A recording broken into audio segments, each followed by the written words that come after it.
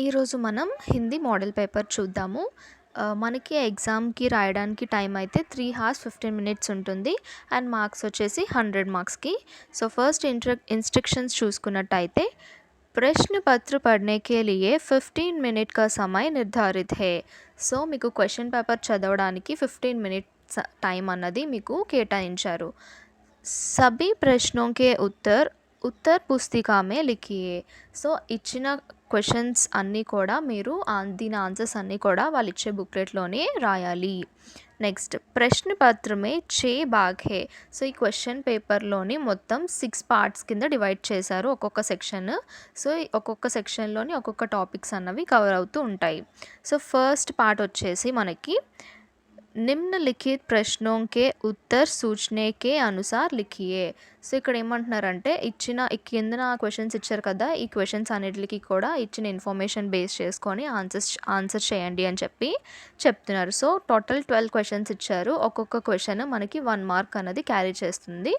So ఇక్కడ మనం 12 marks అన్నది గెయిన్ చేయొచ్చు. సో ఫస్ట్ క్వెషన్ వచ్చేసి సావన్ కే మేఘ్ झम झम बरसते हैं, శ్రావణ్ की ప్రకృతి సుందర్ హోతీ హే. సో ఇక్కడ మన క్వశ్చన్ ఏం అడుగుతున్నారంటే రేఖాంకిత్ శబ్దగా తత్సమ్ రూప్ పహచాన్ కర్ లిఖియే అంటున్నారు.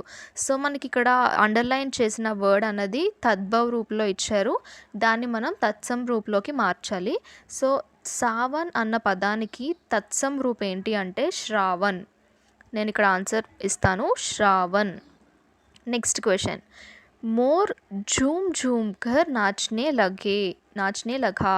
సో ఇక్కడ ఏమంటున్నారు इसमें క్రియా విశేషణ శబ్ద పహచాన్ కర్ లిఖియే. సో క్రియా విశేషణ అంటే యాడ్వర్బ్. సో ఇచ్చిన క్వశ్చన్లోని యాడ్వర్బ్ ఏంటో మనం ఫైండ్ చేయాలి. సో ఇక్కడ క్వశ్చన్లోని ఆన్సర్ ఏంటి అంటే జూమ్ జూమ్ కర్ అన్నది మనకి యాడ్వర్బ్. నెక్స్ట్ 1510 సంఖ్యాओं में लिखिए. సో ఇక్కడ ఏమంటున్నారంటే ఇచ్చిన క్వశ్చన్ ఏదైతే ఉందో దాన్ని మనం నెంబర్స్లో రాయాలన్నమాట. సో 1510 అంటే మనకి నెంబర్స్లో అది ఏంటి అంటే 1510. సో అది మనకి number. Next Amina Hamid dash दादी है, సహీ కారక్ చిహ్న్ పహచాన్ కర్ లిఖియే. సో మనకి ఇక్కడ 3 ఆప్షన్స్ ఇచ్చారు కదా, కా, కే, కీ అని చెప్పి. సో ఈ డాష్ ఇచ్చారు కదా అండర్లైన్. సో అక్కడ ఏ వర్డ్ కరెక్ట్గా సెట్ అవుతుంది అని చెప్పి అడుగుతున్నారు. సో అమీనా హామిద్ కీ దాదీ హే. ఓకే, సో కీ అన్నది ఆన్సర్. నెక్స్ట్ హామిద్ కే పాస్ 3 पैसे హే, రేఖాంకిత్ శబ్దగా సమాస్ పహచాన్ కర్ లిఖియే. సో ఇక్కడ ఒక వర్డ్ అండర్లైన్ చేశారు కదా 3 పైసే అని. సో ఆ 3 పైసే అన్నది ఏ సమాసం అని చెప్పి అడుగుతున్నారు. మనకి కిందన ఆప్షన్స్లోని ద్వంద్వ సమాస్, ద్విగు సమాస్ అని చెప్పి ఇచ్చారు. సో ఆన్సర్ వచ్చేసి ఇక్కడ 3 పైసే అన్నారు కాబట్టి అది మనకి ద్విగు సమాస్. నెక్స్ట్ దసరా హిందువుం కా ధార్మిక్ త్యోహార్ హే. సో దసరా అన్నది హిందూ వాళ్ళకి ధార్మిక్ త్యోహార్ ఫెస్టివల్. సో రేఖాంకిత్ శబ్దగా సంధి విచ్ఛేద్ కీజియే. సో సంధి విచ్ఛేద్ ఏంటి అంటే ఇచ్చిన సెంటెన్స్, ఇచ్చిన వర్డ్ ఏదైతే ఉంటుందో దాన్ని మనం విడదీయాలన్నమాట. సో ఇక్కడ ధార్మిక్ అని ఇచ్చారు. సో దీన్ని విడదీస్తే మనకు ఆన్సర్ ఏమొస్తుందంటే ధర్మ ప్లస్ ఇక్. సో ధర్మ ప్లస్ ఇక్ ఏంటి అంటే ధార్మిక్. సో ఆన్సర్ ఈస్ ధర్మ ప్లస్ ఇక్. నెక్స్ట్ మన్ భావన్ కా అర్థ పహచానియే. సో మన్ భావన్ దాని యొక్క మీనింగ్ అడుగుతున్నాడు. ఇక్కడ ఆల్రెడీ మనకి 2 ఆప్షన్స్ ఇచ్చారు, మన్కో అచ్చా లగ్నే వాలే, మన్కో భూరా లగ్నే వాలా. సో ఇక్కడ ఏంటి మన్ భావన్ కా మీనింగ్ ఏంటి అని చెప్పి అడుగుతున్నాడు. సో ఇక్కడ మనకు ఆప్షన్ వచ్చేసి ఆన్సర్ మన్కో అచ్చా లగ్నే వాలా, ఫస్ట్ ఆప్షన్. నెక్స్ట్ అమీనా కా దిల్ కచోట్ రహా హే, ముహావ్రేదార్ శబ్ద పహచాన్ కర్ లిఖియే. ఇక్కడ ముహావ్రేదార్ శబ్ద అంటే ఏంటి అంటే ఇడియోమేటిక్ వర్డ్ అనమాట. సో అమీనా కా దిల్ కచోట్ రహా హే అంటే ఇందులో మనకి ఇడియోమేటిక్ వర్డ్ ఏంటి అంటే దిల్ కచోట్నా, ఆప్షన్ బి దిల్ కచోట్నా. నెక్స్ట్ గాయక్ గీత్ గాతా హే, సో లింగ్ బదల్కర్ పూరా వాక్య లిఖియే. సో లింగ్ బదల్కర్ ఏంటి అంటే మనం జెండర్ చేంజ్ చేసి రాయాలన్నమాట. సో ఇక్కడ గాయక్ గీత్ గాతా హే అంటే ఏంటి అంటే ఒక గాయకుడు పాట పాడతాడు అని చెప్పి. అంటే ఒక మేల్ అనమాట. సో మనం ఇది ఫీమేల్ కింద మార్చాలి. జెండర్ చేంజ్ చేయాలి కదా! సో అప్పుడు ఆన్సర్ ఏమొస్తుంది? గాయిక గీత్ గాతి హే. అప్పుడేమవుతుంది? గాయకురాలు పాట పాడుతుంది అని చెప్పి. సో ఆన్సర్ ఏంటి అంటే గాయిక గీత్ గాతి హే. సో నెక్స్ట్ క్వశ్చన్ వచ్చేసి ఔరత్ బాజార్ జాతి హే. సో ఇక్కడ ఏమడుగుతున్నారు? వచన్ బదల్కర్ పూరా వాక్య లిఖియా అంటున్నారు. సో వర్డ్ చేంజ్ చేసి మొత్తం సెంటెన్స్ రాయమంటున్నారు. సో ఇక్కడ ఆన్సర్ ఏమవుతుందంటే ఔరతే బజార్ జాతి హే వస్తుంది. సో ఇక్కడ ఔరత్ ఉంది కదా, ఔరతే వస్తుంది అనమాట. మిగతాదంతా సేమ్ ఉంటుంది. So next question Gopal Madras జాతా హే. సో ఇక్కడ ఏమడుగుతున్నారు? వాక్యకో భవిష్యత్ కాల్మే బదల్కర్ లిఖియే. సో ఇచ్చిన సెంటెన్స్ ఫ్యూచర్ టెన్స్లో రాయమంటున్నారు. సో ఫ్యూచర్ టెన్స్లో రాయాలంటే మనకి ఎలా వస్తుందంటే ఆన్సర్ గోపాల్ మద్రాస్ జాయేగా. సో జాతాహే అని ఉంది కదా, జాతాహే ప్లేస్లో మనకి జాయేగా అని వస్తుంది. నెక్స్ట్ మై పాఠ్ పడతా హే. మై పాఠ్ పడతా హే. సో ఇక్కడ వాక్యకో శుద్ధ్ కీజియే అన్నారు. సో శుద్ధ్ కీజియే అంటే ఇక్కడ ఏంటంటే సెంటెన్స్ని కరెక్ట్ చేయడం అనమాట. సో కరెక్ట్ సెంటెన్స్ ఏంటంటే మై పాఠ్ పడతా హూ. హే ప్లేస్లోని హూ వస్తుంది అనమాట. సో ఇది దీని ఆన్సర్స్. నెక్స్ట్ ఇప్పుడు పార్ట్ 2లోకి వెళ్దాం. సో పార్ట్ 2లోని ఏమంటున్నారు? प्रश्न पत्र संख्या 13 से 16 तक दिए गए गद्यांश पद्यांश पढ़कर निर्देश के अनुसार ఉత్తర్ దీజియే. సో కొన్ని ఇక్కడ ప్యాసేజెస్, పారాగ్రాఫ్స్, పోయమ్స్ ఇవన్నీ ఇచ్చారు. ఇవి మనం చదివి మొత్తం క్వశ్చన్స్కి ఆన్సర్స్ చేయాలి. సో ఆల్మోస్ట్ మనకు అన్ని క్వశ్చన్స్కి ఆన్సర్స్ ఈ పారాగ్రాఫ్స్లోనే ఉంటాయి, కొన్ని ఉండవు. సో చూద్దాం దీని ఆన్సర్స్ కూడా. సో ఇక్కడ ఫస్ట్ 13th క్వశ్చన్లోని ఫస్ట్ క్వశ్చన్ స్త్రీ కా పర్యాయ శబ్ద్ పహచాన్ కర్ లిఖియే. సో స్త్రీ యొక్క పర్యాయ పదాలు అడుగుతున్నారు. సో స్త్రీ యొక్క పర్యాయ పదాలు ఏంటి అంటే ఔరత్, మహిళ, వనిత. సో ఇవన్నీ కూడా స్త్రీకి పర్యాయ పదాలే. సో పారాగ్రాఫ్లో నుంచి మనం చూసుకున్నట్టయితే మనకి ఇక్కడ లాస్ట్ లైన్లోని ఆద్మియో ఔర్ ఔరతో అని ఉన్నది, కానీ ఇక్కడ ఓన్లీ స్త్రీ అన్నారు కాబట్టి జస్ట్ ఔరత్, మహిళ, వనిత ఈ 3లోని ఏదో ఒకటి రాయండి, లేదా 3 రాసినా కూడా పర్వాలేదు. నెక్స్ట్ క్వశ్చన్ సవాల్ కా విలోమ్ శబ్ద్ పహచాన్ కర్ లిఖియే. సో సవాల్కి విలోమ్ శబ్ద్ అంటే ఆపోజిట్ వర్డ్ అడుగుతున్నారు. సో సవాల్కి విలోమ్ శబ్ద్ ఏంటి అంటే ఉత్తర్, జవాబు. సో రెండు సేమే, కానీ వర్డ్స్ డిఫరెంట్గా ఉంటాయి, కానీ మీనింగ్ అయితే సేమ్. సో ఉత్తర్ అని రాసినా పర్వాలేదు, జవాబ్ అని రాసినా పర్వాలేదు. నెక్స్ట్ స ఉపసర్గ్ సే జుడా హువా శబ్ద్ పహచాన్ కర్ లిఖియే. సో ఇక్కడ ఏమంటున్నారంటే సాకి ఉపసర్గ్ అడుగుతున్నారు. సో ఉపసర్గ్ అంటే ఏంటి అంటే ప్రిఫిక్స్ అనమాట. ప్రిఫిక్స్, సఫిక్సెస్ ఉంటాయి కదా. సో సా ఉపసర్గ్ సే జుడా హువా శబ్ద్ పహచాన్ కర్ లిఖియే. సో ఈ ప్రిఫిక్స్ వర్డ్ కూడా మనం ఈ క్వశ్చన్ ఈ పారాగ్రాఫ్ ఏదైతే ఉందో ఈ పారాగ్రాఫ్లో ఉన్న వర్డే మనం ఇక్కడ రాయాలి. సో మీరు ఇక్కడ చూసుకున్నట్టయితే మనకి ఫస్ట్ లైన్లోని ఇక్కడ సజీవ్ అని ఉంది కదా సాతోని. సో ఆ సజీవ్ అన్నది రాస్తారు. సో థర్డ్ క్వశ్చన్కి ఆన్సర్ సజీవ్. నెక్స్ట్ థర్ ప్రత్యయ సే జుడా హువా శబ్ద్ పహచాన్ కర్ లిఖియే. సో ఇక్కడ మనం సఫిక్స్ రాయాలి. తర్కి సఫిక్స్. సో తర్కి సఫిక్స్ అంటే మనం ఇక్కడ థర్డ్ లైన్లోని ఇక్కడ చూస్తే అధిక్ థర్ అంటే లాస్ట్లో మనకి థర్ రావాలి, ఆ ముందు వర్డ్ మనం రాయాలి. సో ఇక్కడ మనకు ఆన్సర్ ఏంటంటే అధిక్ థర్. సో ఇవి పారాగ్రాఫ్లోనివే రాయాలి. నెక్స్ట్ ఔరతోं के दल एक दूसरे के जवाब में गाते हैं. సో ఇక్కడ ఏమడుగుతున్నారు? ఇస్ వాక్య మే క్రియా శబ్ద పహచాన్ కర్ లిఖియే. సో క్రియా అడుగుతున్నారంటే వర్బ్. సో ఈ క్వశ్చన్కి వర్బ్ ఏంటి అంటే గాతే. సో ఆన్సర్ ఈస్ గాతే. నెక్స్ట్ సో 14th క్వశ్చన్లోని మనకు ఒక పోయం ఇచ్చారు. ఈ పోయంలోంచి కొన్ని క్వశ్చన్స్ వేశారు. ఆ క్వశ్చన్స్ని అలానే మల్టిపుల్ చాయిస్ క్వశ్చన్స్ కూడా ఇచ్చారు ఇక్కడ. సో పోయెమ్ చదవండి బాగా. చదివిన తర్వాత ఇక్కడ ఏమడుగుతున్నారు ఫస్ట్ క్వెషన్, ఊంచ్ నీచ్ కా భేద్ కౌన్ మిటానా చాతే హే. సో, మనకి ఇక్కడ ఈ ఆన్సర్స్ కూడా పారాగ్రాఫ్‌లోనే ఉంటాయి. సో, ఊంచ్ నీచ్ కా భేద్ కౌన్ మిటానా చాతే హే అంటున్నారు. సో, ఆన్సర్ వచ్చేసి భారత్‌వాసి. సో, మనకి ఇక్కడ లాస్ట్ లైన్‌లో చూసుకున్నట్టయితే భారత్‌వాసి ఉంది కదా! అది ఆన్సర్.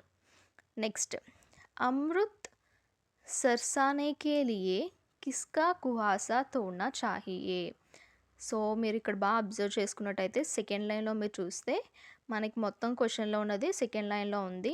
సో, ఆన్సర్ ఏంటంటే నఫ్రత్ కా ఫస్ట్ ఆప్షన్. ఓకే. నఫ్రత్ కా. నెక్స్ట్, నిరాశ దూర్ భగాకర్ ఫిర్ ఉస్కీ జగహ్ క్యా జగానా చాహియే. సో, ఇది కూడా మనకి పోయెమ్‌లోనే ఉంది third line. So, third line చూసుకుంటే ఆన్సర్ ఏంటి? విశ్వాస్. So, option 3. నెక్స్ట్, భారత్వాసి దునియా కో క్యా బనానా చాతే హే. సో, ఇది లాస్ట్ లైన్‌లో ఉంది. ఏం దునియా కో క్యా బనానా చాతే హే? పావంధామ్. ఆన్సర్ ఈస్ పావంధామ్. So, option C. నెక్స్ట్, ఉपर्युक्त కవితాంశ్ కే కవి కౌన్ హే. సో, ఈ కవితాంష్‌కి కవి ఎవరు అని అడుగుతున్నారు. సో, కవి ఎవరంటే ఆర్‌పి నిశంక్. సో, ఈ పోయెమ్ ఎందులో ఉంది? హమ్ భారత్వాసి యొక్క లెసన్‌లో ఉంది. అండ్ దాని పోయెట్ కవి వచ్చేసి RP Nishank. Option A. So, next వచ్చేసి 15th క్వెషన్‌లో ఇక్కడ కూడా మనకు ఒక ప్యాసేజ్ ఇచ్చారు. ఆ ప్యాసేజ్ నుంచి కొన్ని క్వెషన్స్ ఇచ్చి ఆన్సర్ చేయమంటున్నారు. సో, ఫస్ట్ క్వెషన్ వచ్చి, भारतीय स्वतंत्र संग्राम में किसकी आवश्यकता हुई. సో, ఫస్ట్ క్వెషన్‌కి ఆన్సర్ మీరు పారాగ్రాఫ్‌లో చూస్తే ఫస్ట్ లైన్‌లోనే మీకు ఉన్నది ఆన్సర్. సో, భారతీయ స్వతంత్రత संग्राम में देश के एकता के सूत्र में बांधने के लिए एक भाषा की आवश्यकता हुई. సో, ఈ ఫస్ట్ లైన్ మొత్తం హుయి అని ఉంది కదా! అక్కడి వరకు మొత్తం రాస్తే సరిపోతుంది.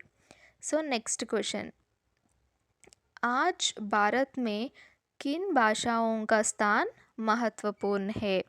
సో, ఇది కూడా మనకి పారాగ్రాఫ్‌లోనే ఉంటుంది.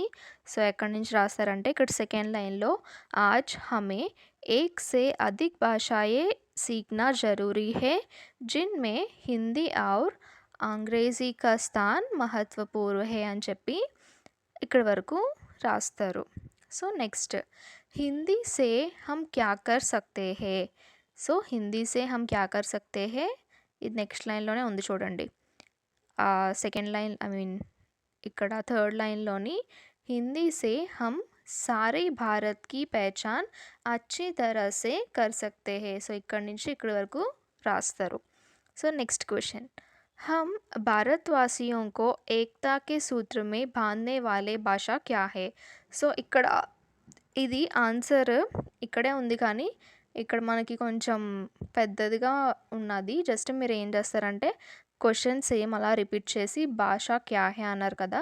సో, భాష తర్వాత హిందీ హే అని రాస్తే సరిపోతుంది. సో, భాష హిందీ హే.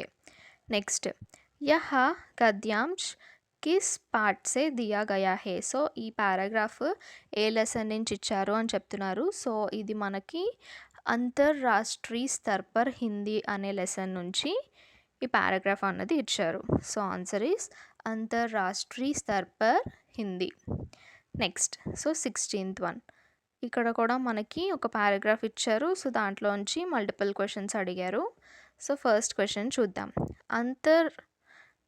अंतरिक्ष यात्री को देखकर कौन आश्चर्यचकित रह गए. సో, ఇది మీరు అబ్జర్వ్ చేస్తే మనకు ఫస్ట్ లైన్‌లోనే ఆన్సర్ ఉంది. Professor Deepesh or professor Vikas. So, option C. Option C. Next, अन्य ग्रहों पर भी किनकी भांति लोग है. ఇది కూడా మనకి సెకండ్ లైన్‌లో ఆన్సర్ ఉన్నది. ఆన్సర్ ఈస్ పృథ్వీవాసియోं. Option A. నెక్స్ట్, अंतरिक्ष यात्री किसके तहत आए हैं. సో, ఇది కూడా మనకి ఆన్సర్ ఎక్కడ ఉందంటే ఫోర్త్ లైన్‌లో ఉంది. एक मिशन के तहत आए हैं. సో ఆన్సర్ ఈస్ ఏక్ మిషన్ కే ఆప్షన్ సి. నెక్స్ట్ మనం పార్ట్ 3లోకి ఎంటర్ అవుతున్నాం. సో ఇక్కడ మనకి మ్యాచ్ ద ఫాలోయింగ్ ఇచ్చారు.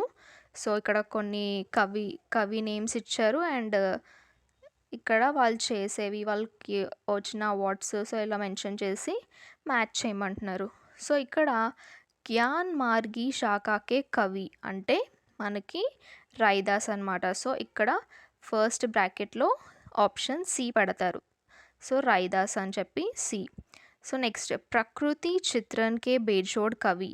సో ప్రకృతి చిత్రన్కే బేజోడ్ కవి ఎవరంటే సుమిత్రానంద్ పంత్.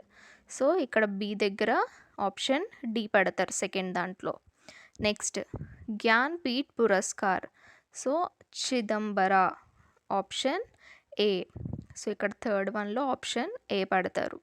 నెక్స్ట్ మాతృభూమికే లియే RP Nishank. So finally option B పెడతారు లాస్ట్లో. నెక్స్ట్ 18 క్వశ్చన్ నిమ్న జాన్కారీ పడ్కర్ రిక్త్ స్థానంకి పూర్తి కీజియే. So fill in the blanks ఇచ్చారు. ఇది కూడా మనకు ఒక ప్యాసేజ్ ఇచ్చారు, దాని నుంచి మనం ఆన్సర్ చేయాలి. సో ఫస్ట్ క్వశ్చన్ एक गरीब घराने में डैश का जन्म हुआ. సో ఇది మనకి ఫస్ట్ లైన్లోనే ఉంది. సో ప్రేమ్చంద్ ఆప్షన్ ఈ answer is Premchand. Next Premchand కే బచ్పన్ కా నామ్ డాష్ తా. ఇది మనకి సెకండ్ లైన్లో ఉంది. ధన్పత్ రాయ్ శ్రీవాత్సవ్. ఓకే, ఇది మనకి second answer. Next question number C dash కో ఉపన్యాస్ సమ్రాట్ బి కహా జాతా హే. దీనికి ఆన్సర్ ఏంటి అంటే ప్రేమ్చంద్. సో ప్రేమ్చంద్నే ఉపన్యాస్ సామ్రాట్ అని కూడా అంటాము. Next option question number 4 Premchand की कहानियाँ डैश शीर्षक से संकलित है. సో ఇది మనకి లాస్ట్ లైన్లో ఉంది. ఆన్సర్ ఏంటంటే Mansarovar. Okay, Mansarovar.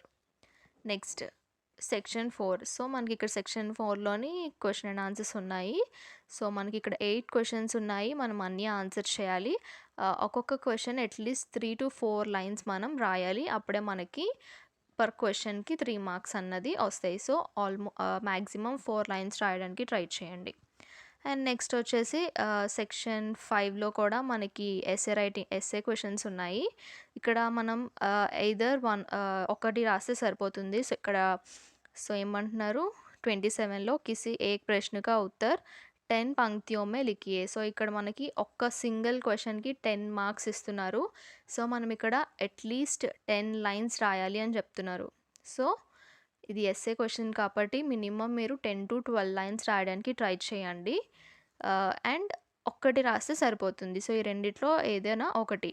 So same 28 కూడా ఈ రెండిట్లో ఒకటి రాస్తే సరిపోతుంది. అండ్ అది కూడా 10 లైన్స్లో మీరు రాయాలి. నెక్స్ట్ వచ్చేసి లాస్ట్ ఫైనల్ సెక్షన్. సో ఇందులోనేమంటున్నారంటే నిమ్నలిఖిత్ ప్రశ్నోంకే ఉత్తర్ సూచనక కే అనుసార్ లిఖియే. సో ఇక్కడ కూడా మనం ఎయిదర్ ఈ రెండిట్లో ఏదో ఒకటి రాయాలి. ఇక్కడ మనకి లెటర్ రైటింగ్ ఇచ్చారనమాట. సో రెండు కూడా మనకి లెటర్ రైటింగే ఇచ్చారు. అండ్ ఇక్కడ ఒక్కొక్కటి 8 మార్క్స్ అనమాట. సో ఏదో ఒకటి మీరు మీకు నచ్చిన లెటర్ రాయండి. నెక్స్ట్ 30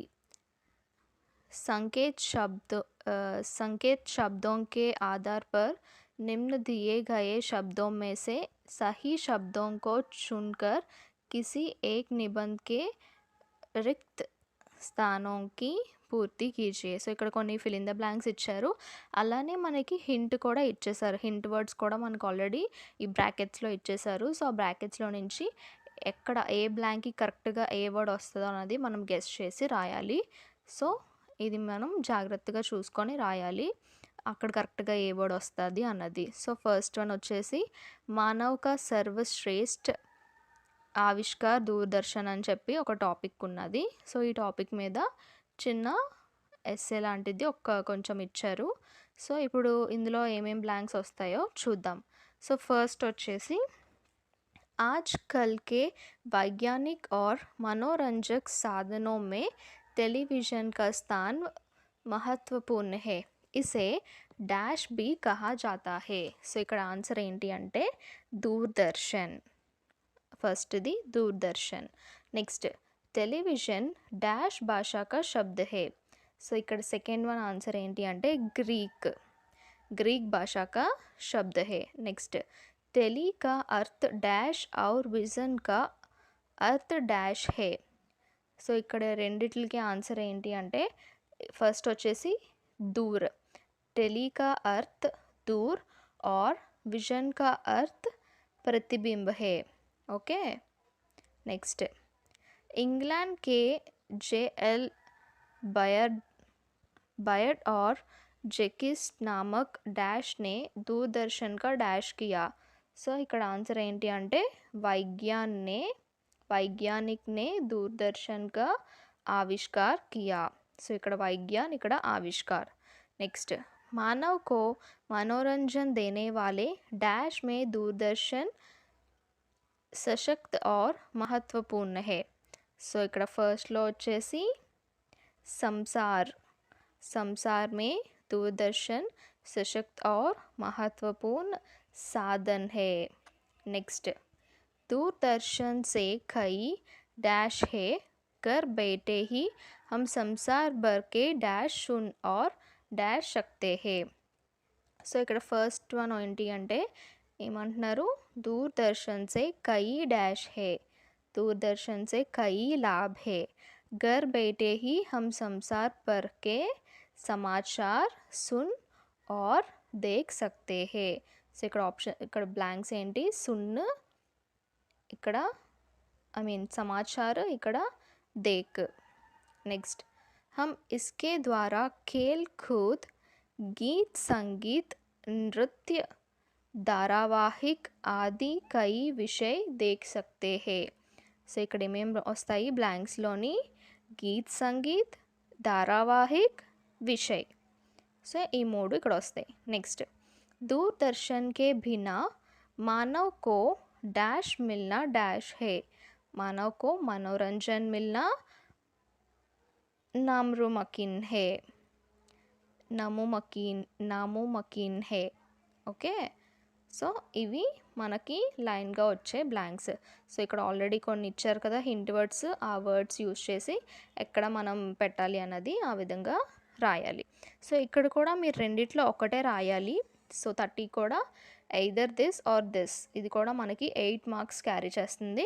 సో నేను ఈ సెకండ్ దానికి కూడా ఆన్సర్స్ చెప్తాను, బట్ మీరు ఒకటి రాస్తే సరిపోతుంది. సో సెకండ్ దానికి ఆన్సర్స్ చెప్తాను చూడండి. సో ఇక్కడ ఏమంటున్నారు महात्मा गांधी जी की 2 सपने थे. ये है भारत की आज़ादी और स्वच्छ भारत. उनमें से एक को हकीकत में बदलने में लोगों ने मदद की. हालांकि स्वच्छ भारत का दूसरा सपना अब भी पूरा होना बाकी है. इसलिए गांधी के जन्मदिन 2 अक्टूबर 2014 को श्री नरेंद्र मोदी ने इस अभियान का आरंभ किया. इसका उद्देश्य गलियों, सड़कों आदि को साफ सुथरा रखना है. यह हमारे विद्यालयों के राष्ट्रीय स्तर का अभियान है. ग्रामीण क्षेत्रों में स्वच्छ भारत अभियान के द्वारा लोगों की स्वच्छता संबंधी आदतों को बेहतर बनना और स्वच्छता सुविधाओं को भारत सरकार कराना है. आशा है हम सब मिलकर महात्मा गांधी के स्वच्छ भारत के साकार करेंगे. इस अभियान को सब देशभक्ति की भावना के साथ देखेंगे. एक भारतीय नागरिक होने की खातिर यह हमारी सामाजिक जिम्मेदारी भी है। एक कदम स्वच्छता की ओर, यही हमारा నారా హే. సో ఇవి ఇక్కడ ఉన్న ఆప్షన్స్ మనం ఇందులో ఫిల్ చేసాం. సో ఈ విధంగా అన్నీ మీరు ఆన్సర్ చేస్తే మంచిగా అన్ని ఆల్మోస్ట్ మార్క్స్ వచ్చేస్తాయి. సో ఏమైనా డౌట్స్ ఉంటే కామెంట్ చేయండి. Thank you.